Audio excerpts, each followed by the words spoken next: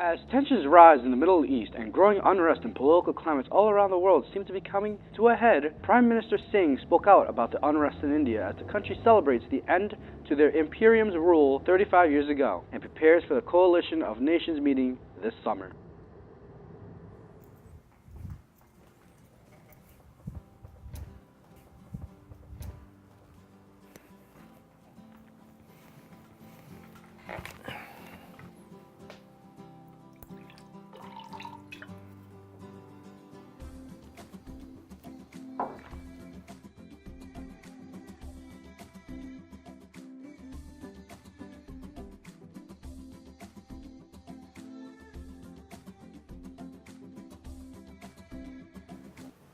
Welcome back to the frightening future, and let's talk about some shit that's going on in the world today.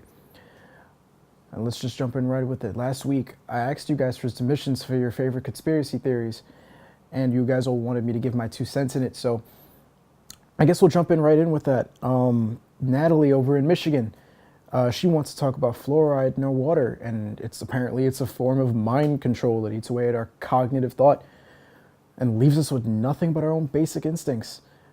Sadly, zombie stories got played out decades ago, Natalie. And the government has been putting fluoride in our water for more years than I've been alive. So it's meant to do nothing more than keep our teeth from running out of our head and stop another flu epidemic by dumping a bunch of antibiotics, if so they wish. But on top of that, our next submission is from Jesse, all the way over in Cincinnati. He left us a voicemail. So let's take a moment to hear what our friend has to say.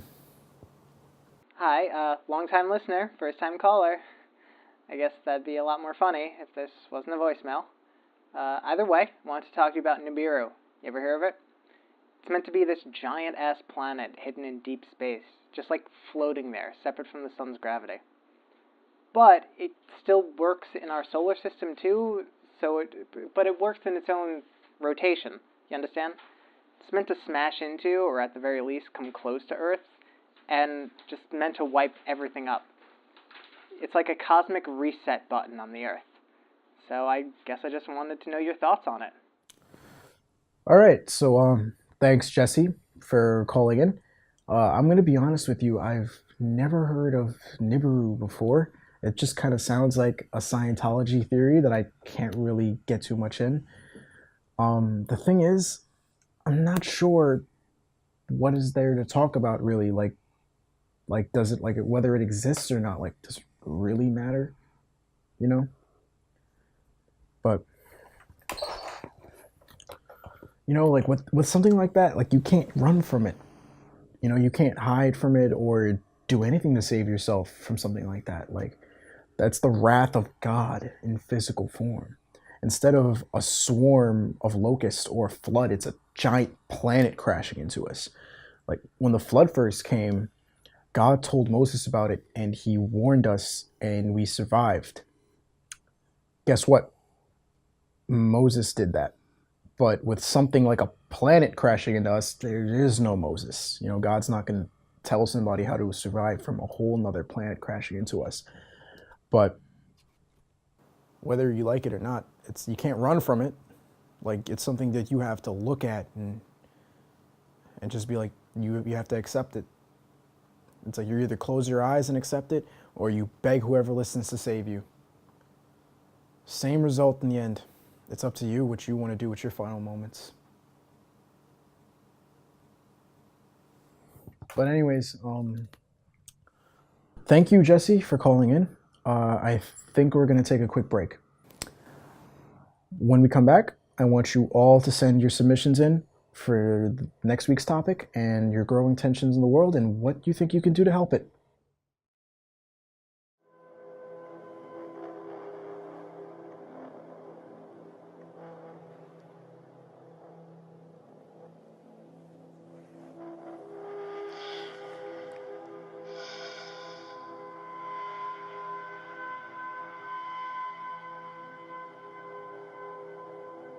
This morning, Australian scientists noticed a devastating increase in the sun's energy. They explain it to something akin to a solar flare.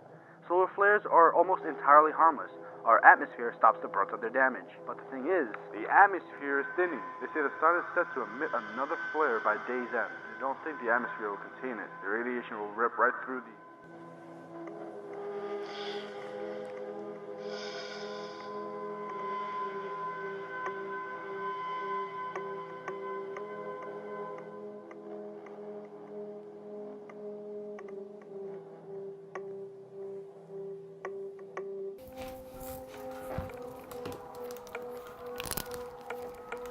Hello, and welcome back to the frightening future. On today's episode, we learned that we may not have a future anymore, and it's today that's frightening. I can hear it outside my studio, people screaming, cars turning on, and flooring it down streets like a fast enough car can escape death. But, you know, I don't want to die like cattle. You know, nobody wants to live or die like cattle. But why be afraid, you know? Like why? Like whether it's God's plan or just a freak accident. Like it's just a ball of fire decides that we survive. Or maybe it's our own fault. You know, like we're being punished for what we've become.